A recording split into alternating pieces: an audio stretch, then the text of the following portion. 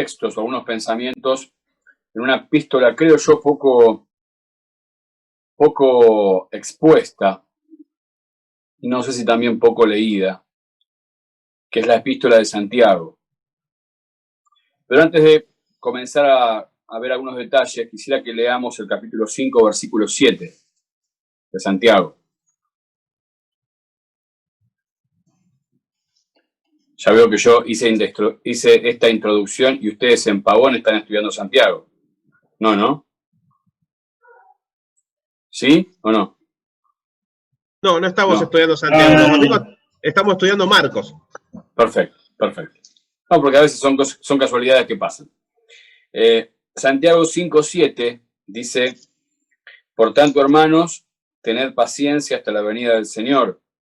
Mirad cómo el labrador espera el precioso fruto de la tierra, aguardando con paciencia hasta que reciba la lluvia temprana y tardía. Tened también vosotros paciencia y afirmad vuestros corazones, porque la venida del Señor se acerca. Si alguien leyera solamente este cierre de la carta a Santiago, quizás pensaría que fue una carta netamente de aliento, una carta para reconfortar, para animar, y obvio que la Biblia cumple estas funciones. Pero la carta de Santiago es una carta muy confrontativa, es una carta que fue una de las primeras cartas escritas, allí por los años 45 y 50. Ustedes piensen que en el año 30 se funda la iglesia a partir de Pentecostés. En el año 33 aproximadamente es la conversión de Pablo, de Saulo. Y entre el 40 y el 45, o sea, con una iglesia entre 15 y 20 años, Santiago escribe esta epístola, que a mí me gustaría que después de este breve pensamiento que vamos a tener, a ustedes les pique la curiosidad de ir y de leerla. ¿Por qué digo que es confrontativa? Porque cuando nosotros entramos en la temática de Santiago, no zafamos ninguno, no queda ninguno afuera. Y es increíble ver cómo los mismos problemas que se dan hoy entre los cristianos y en las iglesias, se daban con una iglesia de 15 o 20 años de vida, que habían visto a los mismos apóstoles, que habían recibido enseñanza directa de ellos. De hecho, esta epístola de Santiago estuvo muchísimo tiempo oculta y circulando en las sombras, porque no quería ser reconocida, no era reconocida en los distintos concilios por los primeros hermanos. Hasta Lutero la llegó a cuestionar, porque entendían, primero dudaban de su autor, y luego entendían que sus enseñanzas, al mencionar poco los aspectos de la gracia y de la justificación por fe, iban en contra de los escritos del gran apóstol Pablo, ¿sí? Respecto de la gracia y de la justificación por fe. Bueno, obviamente era palabra inspirada y la tenemos en el canon bíblico porque Dios se ocupó que así fuera. Pero por muchos años esta epístola de Santiago estuvo circulando en la oscuridad hasta que en uno de los concilios pudieron y aceptaron y entendieron y confirmaron la autoría de Santiago, uno de los medio hermanos de Jesús, y fue introducida en el canon bíblico como palabra inspirada. Ahora, nos confronta a nosotros y también confrontaba a los creyentes de la época. ¿Qué temas toca Santiago? Miren, si ustedes van desde el capítulo 1, que empieza, ustedes van a ver cómo Santiago, prácticamente en todos los capítulos, se refiere y expresa estas palabras: amados hermanos míos, mis amados hermanos. Él trata de ser lo más dulce posible, aunque lo que va a decir no tiene nada de dulzura, sino mucho de realidad y mucho de verdad. Comienza hablando de la sabiduría que viene de Dios, comienza hablando del soportar las pruebas, y de a poquito va pisando el acelerador Santiago.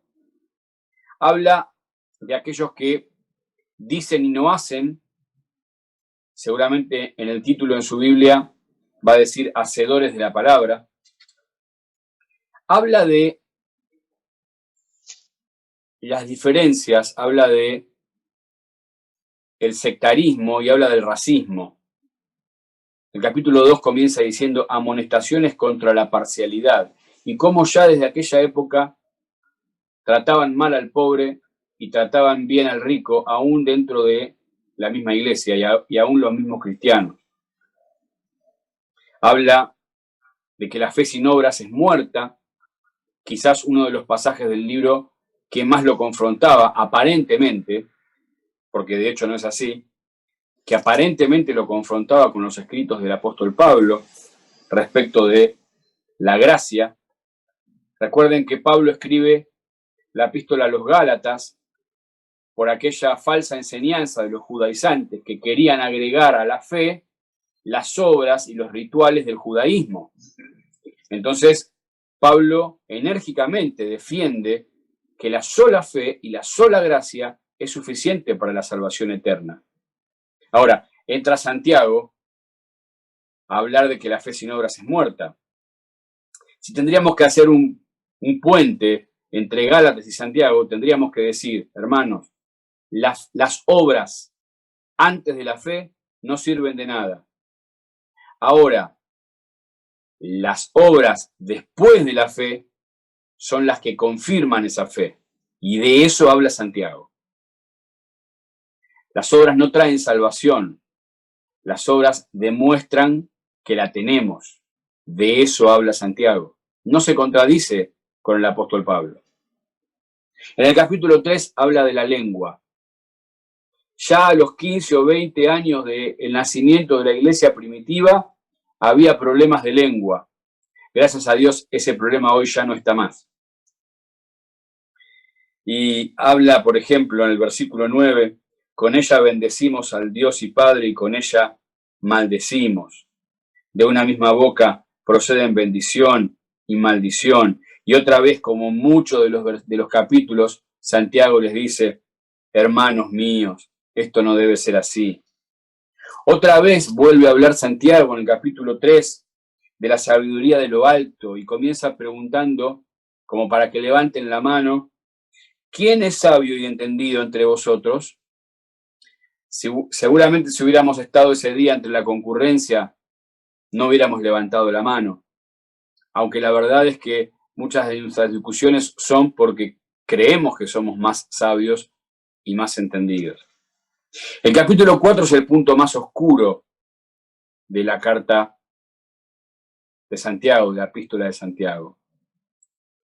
Ahora, yo quisiera que volvamos al capítulo 1 y ustedes van a ver que en los versículos 23 nos presenta Santiago un espejo. La verdad que este libro de Santiago para muchos cristianos debería ser un espejo.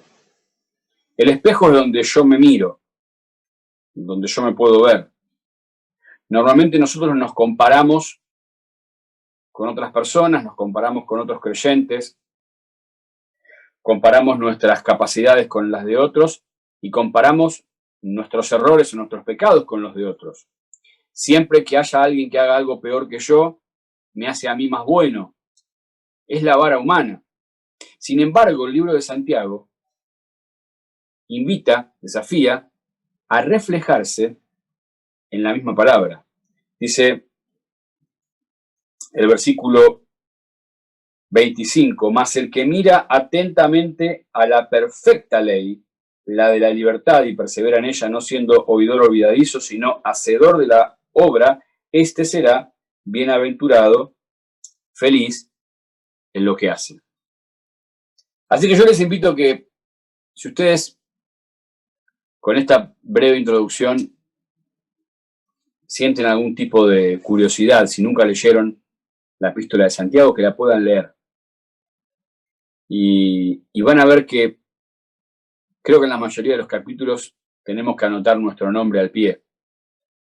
Tenemos que apuntarnos como que al mirarnos en este espejo es uno de nuestros defectos, es una de nuestras debilidades.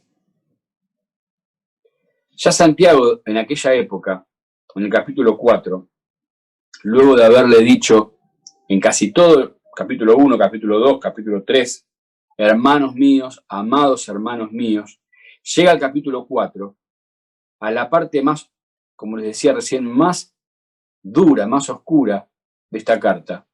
Y de pasar de llamarlos hermanos, amados míos y amados hermanos míos, les dice, versículo 4 del capítulo 4, oh almas adúlteras, almas adúlteras. Y aquí viene este famoso y conocido texto. ¿No sabéis que la amistad del mundo es enemistad contra Dios? Cualquiera pues que quiera ser amigo del mundo se constituye enemigo de Dios.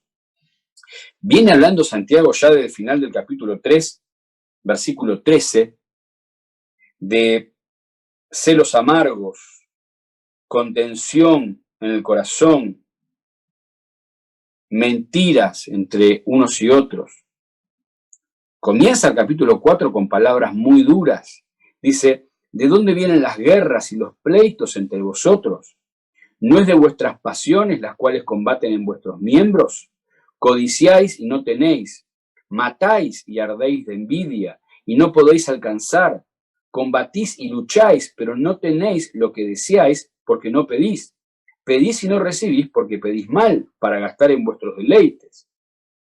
Lo que Santiago les quería hacer entender es que la guerra no estaba dentro, la guerra estaba afuera. Por eso luego les dice en el versículo 4 que la amistad con el mundo es enemistad contra Dios. Muchas veces nosotros solemos librar nuestras guerras entre nuestros hermanos dentro de nuestra iglesia y no fuera de ella, contra el enemigo, contra el sistema y contra el mundo. Esta amistad con el mundo tiene que ver básicamente con tomar sus parámetros y sus prioridades. Hoy en día se nos ha metido, nos hemos politizado mucho en este sentido y hay mucho derecho, mucho reclamo, mucho merecimiento, mucha comparación. Son los parámetros y las prioridades del mundo. Ser nombrado, ubicado, considerado, es lo que el mundo busca.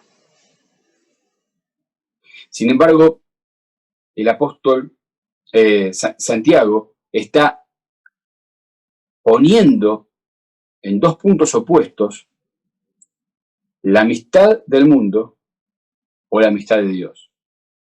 Ahora, para aquellos que en aquella época quizás decían que esta epístola de Santiago se oponía a la sola gracia y la sola fe que Pablo impregnaba en sus cartas, lo cual claramente son doctrinas fundamentales de nuestra fe y de nuestra salvación, que somos salvos por gracia, que nada hemos hecho para recibir nuestra salvación y nada podemos hacer para perderla.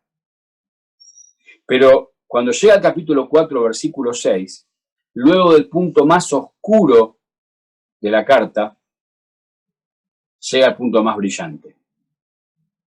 Y hay un glorioso y maravilloso pero. Yo pensaba, qué paciencia la del Señor con la iglesia, ¿no? Porque que nosotros vivamos como el comienzo del capítulo 4 hasta parece normal. Pero esto lo estaba escribiendo Santiago a los primeros cristianos de 10, 15 años de antigüedad, recién convertidos. Iglesias recién estaban naciendo. Ustedes saben que a Santiago, a propósito, cuando la incluyen en el canon bíblico, aún hubo discusión y por eso la mandaron donde la mandaron para atrás. Pero ni siquiera está puesta como debería estar en algún orden cronológico por su fecha de escritura. Si ustedes me dijeran a mí, ¿dónde pondrías Santiago? Atrás de Hechos. Termina Hechos y empieza Santiago. Antes de Corintios. Es como, miren, esto que está sucediendo luego de haber visto el maravilloso obrar del Espíritu en Hechos de los Apóstoles, Santiago sería el obrar del hombre en la iglesia. Pero decíamos, capítulo 4, versículo 6, y miren cómo empieza diciendo, para los que decían que Santiago estaba en contra de la sola gracia. Dice, pero él da mayor gracia. Pero él da mayor gracia. Por esto dice, Dios resiste a los soberbios y da gracia a los humildes.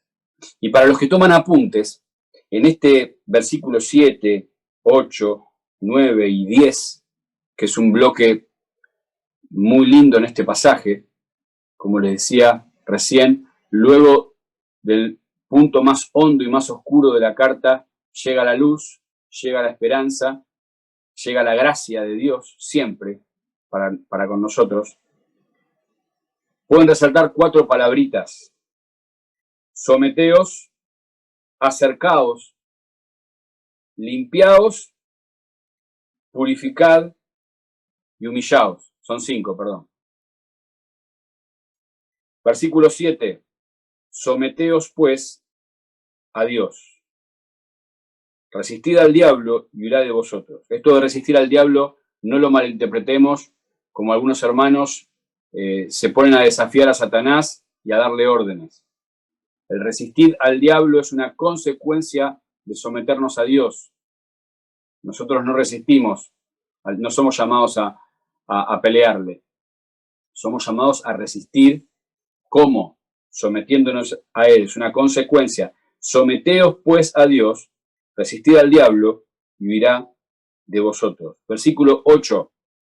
Acercaos a Dios y Él se acercará a vosotros. Pecadores, pero ¿cómo? Le está hablando creyentes. Está hablando cristianos. Pecadores, limpiad las manos, y vosotros los de doble ánimo, purificad vuestros corazones. Versículo 10. Humillaos delante del Señor, y Él os exaltará. Quizás en alguno de estos 5 verbos tengamos que también apuntarnos nosotros. Someteos. En algún momento, en algún área, siempre nos cuesta el sometimiento. Someternos no es algo que nos guste. Y más en estos días, como yo les decía antes, tanto se ha politizado el mundo, los derechos, lo que yo quiero, mis libertades personales, todo esto que en el mundo está haciendo ebullición, ha entrado, ha impregnado la iglesia. Y hoy no podés decir nada. Hoy a veces decís algo y la gente enseguida se ofende. No podés decir nada. No le podés decir a alguien, esto está mal lo que estás haciendo. No tenés que hacer más. Se ofenden. Porque nos cuesta someternos. Someternos, pues, a Dios. Quizás pensamos en un pensamiento humano, porque justamente había dicho recién que la amistad con el mundo es enemistad contra Dios, porque evidentemente se nos han metido los estándares, los parámetros y las prioridades mundanas. Entendemos que quizás nos estamos sometiendo bajo un hombre, bajo un anciano, bajo un pastor, bajo una persona que tiene responsabilidad. ¿Y qué me tengo que someter yo? ¿Quién es este? Ha salido de la boca de creyentes palabras como esta. ¿Quién es este para darme órdenes? Uno de los problemas que tenía ya la iglesia primitiva de los primeros años era la dificultad de someterse unos a otros. También lo enseñó el apóstol Pablo, someteos unos a otros. Se lo habla a las esposas, a los esposos, a los hijos, a los padres, en el seno familiar. Y muchas veces cuando el someteos unos a otros no se practica en casa, por falta de disciplina, por falta de formación, por falta de enseñanza bíblica, o el mayor de los problemas que hay hoy en las casas y en las familias, por falta de liderazgo del varón. Cuando esto falla en casa, se transmite, se traslada a la congregación. Problemas para someterse. Este era uno de los problemas que tenía la iglesia primitiva, y por lo cual Santiago escribe esta firme y dura carta a sus amados hermanos. Pero también había hermanos alejados. Ustedes estuvieron orando hoy. Todos en nuestras congregaciones tenemos hermanos que quizás en la presencialidad, si podían, estaban, si no llovía, estaban, o si tenían algún ministerio, estaban, y tratábamos de llevarlos como podíamos. Y ahora es complicado, ¿no? A la distancia, desde casa. Aunque fíjense, afuera se está por mandar una tormenta, no sé ustedes si escuchan el viento, el ruido. Estamos en casa, tranquilos, no tenemos que viajar. La inseguridad no nos preocupa, porque estamos en el comedor, veo gente en el comedor, en la cocina, tranquilos en casa. Sin embargo, aún así nos cuesta prender la camarita y estar disponible, porque en realidad la cercanía está en el corazón. No está en la presencialidad, no está en el Zoom, la cercanía está en el corazón. Y el que está cerca, pónganle el método que le pongan, va a seguir estando cerca. Y el que está lejos, pónganle el método que le pongan, va a seguir estando lejos. Por eso, otro de los problemas que había en la iglesia, además de hermanos que tenían dificultades para someterse, había hermanos alejados, había hermanos distanciados, en su corazón principalmente. Por eso dice, acercaos a Dios. El problema no es estar lejos de los hermanos, esa es una consecuencia. El problema es estar lejos de Dios. Cuando estoy lejos de Dios, no voy a estar cerca de los hermanos. Cuando estoy cerca de Dios, no puedo estar lejos de los hermanos. Es matemática del cielo, es matemática bíblica. Acercaos a Dios y Él se acercará a vosotros. Pecadores, también había pecado. También había hermanos que estaban conviviendo con el pecado, con las manos sucias. Aquí menciona dos tipos de pecados. Dice, pecadores, limpiad las manos. Son los pecados que manchan. Son esos pecados y esas prácticas tangibles. Prácticas que tengo que abandonar, lugares que tengo que dejar de ir, cosas que tengo que dejar de escuchar o de ver, personas a las cuales debo dejar de frecuentar. Ahí la figura de limpiar las manos es algo tangible. Pero también están aquellos que visiblemente o tangiblemente no se les podía impugnar algún tipo de pecado, pero, dice el texto, y vosotros los de doble ánimo. Esto del doble ánimo ya lo mencionó en el versículo 8 del capítulo 1. Marquen un puente en ese versículo al capítulo 1, versículo 8. Dice, el hombre de doble ánimo es inconstante en todos sus caminos. Había hermanos de doble ánimo. ¿Qué es el doble ánimo? Es el corazón partido. Y no como la canción esa del no me acuerdo quién es el cantante, el corazón partido. ¿Sí? ¿Quién me llenará el corazón partido? Bueno, el corazón partido, hasta en las canciones románticas, genera insatisfacción. Porque no es de nadie. No es de ninguno.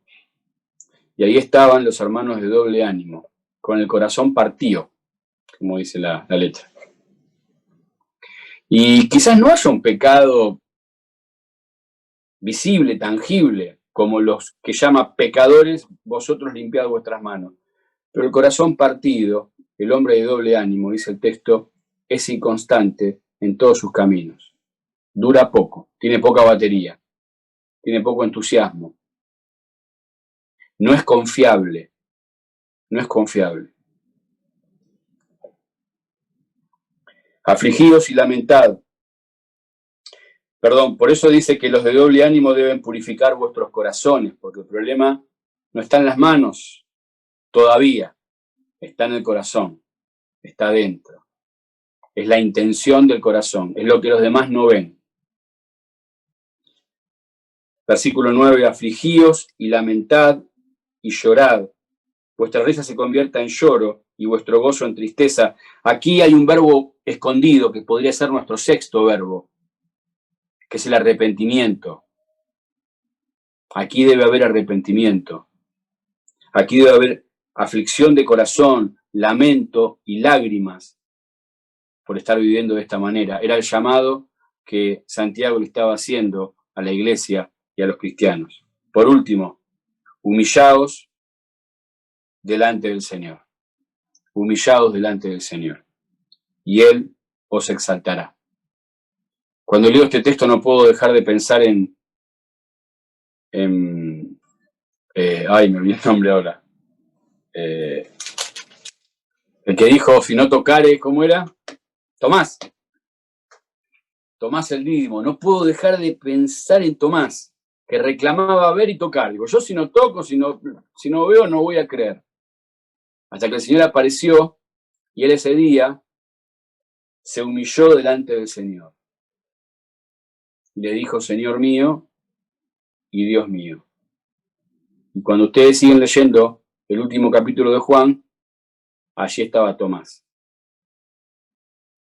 A veces pasa que después de nuestra conversión vuelve a haber un quiebre, vuelve a haber un momento en nuestra vida que nos marca, ¿no? Quizás a alguno de estos cristianos les faltaba todavía esa humillación. Es muy difícil entender que el Señor sea mi Salvador y no sea mi Señor. La salvación, no me canso de decirlo, es lo único automático e instantáneo en la vida cristiana. Lo único automático e instantáneo en la vida cristiana es la salvación. Todo lo demás es un proceso. El crecimiento, la santificación, la consagración. Todo es un proceso que nos lleva toda la vida. Pero tiene que haber algún momento. Y debió haber algún momento. Y Santiago quería que haya algún momento en la vida de estos primeros cristianos que estaban viviendo de esta manera, mordiéndose uno a otro, peleándose uno a otro, celándose, envidiándose, porque habían dejado que los parámetros y las prioridades del mundo, la amistad con el mundo, se metan sus corazones, se metan sus relaciones, se metan la iglesia. Someteos, acercaos, limpiar, purificar, agreguen arrepentirse, versículo 9, y por último, humillaos delante del Señor. Así que ahí sí tiene un gusto distinto leer que lo que leímos en el versículo 7, por tanto, hermanos, tened paciencia hasta la venida del Señor. Y lo que termina diciendo el versículo 8, tened también vosotros paciencia y afirmad vuestros corazones, porque la venida del Señor está cerca. No está más cerca que antes porque ahora hay una pandemia, ¿eh? No hay una sola señal en la Biblia que establezca el día del arrebatamiento, el día del traslado. Todas las señales bíblicas son para la segunda venida. El mismo apóstol Pablo, cuando enseñaba en Timoteo, en Tesalonicenses, decía, y nosotros los que hayamos quedado. O sea que él creía que podía ser arrebatado, que podía ser encontrado vivo por el regreso del Señor. La venida del Señor puede ser hoy porque no se tiene que dar ninguna circunstancia. Está claro que si el Señor viene hoy, dentro de 7 años, cuando el anticristo esté en su punto caramelo y el Señor venga en la segunda venida, ya tiene que estar vivo y en poder. Pero no hace falta que pase nada especial para que el Señor venga a buscarnos. Por eso ya Santiago termina su carta diciendo, porque la venida del Señor está cerca. Espero que sea de bendición, hermanos, y que podamos, si alguno tuvo curiosidad, leer toda esta carta completa ver las temáticas y los conflictos que desarrolla, pero pararnos en el capítulo 4 del 6 al 10 y anotar estos verbos para nosotros, ¿sí? Yo creo que me anoto con todos, ¿eh? No dejo ninguno afuera. Creo que a todos nos cabe y nos toca en algún área de nuestra vida, en alguna actitud, poder someternos, acercarnos, limpiarnos, purificarnos, arrepentirnos y humillarnos. Que el Señor bendiga su palabra y les mando un fuerte abrazo y saludo para todos ustedes. Muchas gracias.